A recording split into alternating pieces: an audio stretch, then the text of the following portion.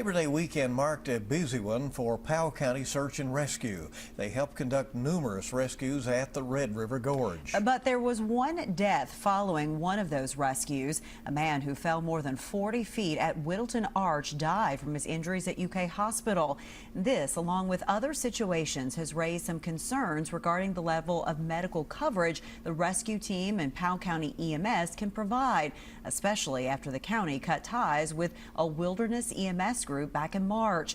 WKYT's Alyssa Williams talked to county members and rescue squad officials to hear what they had to say. It's our top story at 5:30.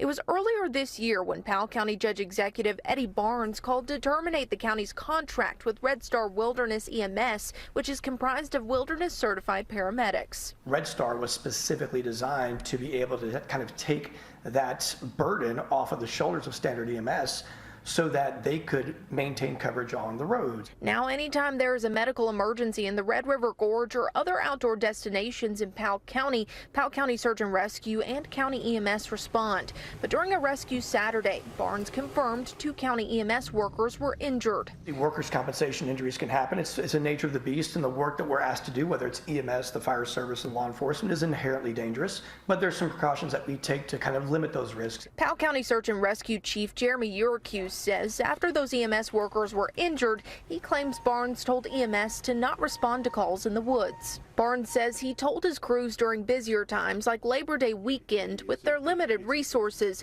it's best for search and rescue to handle minor injuries, but county EMS would assist if they were severe. Search and rescue does have EMTs and paramedic that responds, and so I said, let them go in and evaluate and stuff, and then bring them back out. Uricuse says these ongoing issues with coverage could have been prevented had Red Star remained in the county.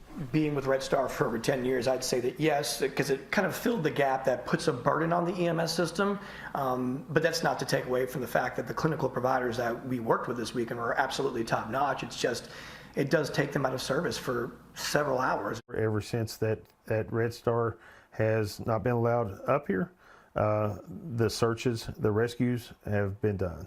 There's not been anybody that has not been rescued or treated because of lack of Red Star. In Powell County, Alyssa Williams, WKYT.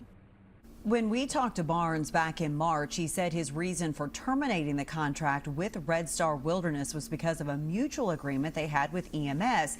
He says Red Star volunteers were required to work at least 12 hours with the county's EMS, and he says that was not followed. Your crew says that they never officially signed off on that agreement. He adds that there will be a meeting this week to discuss medical coverage plans moving forward.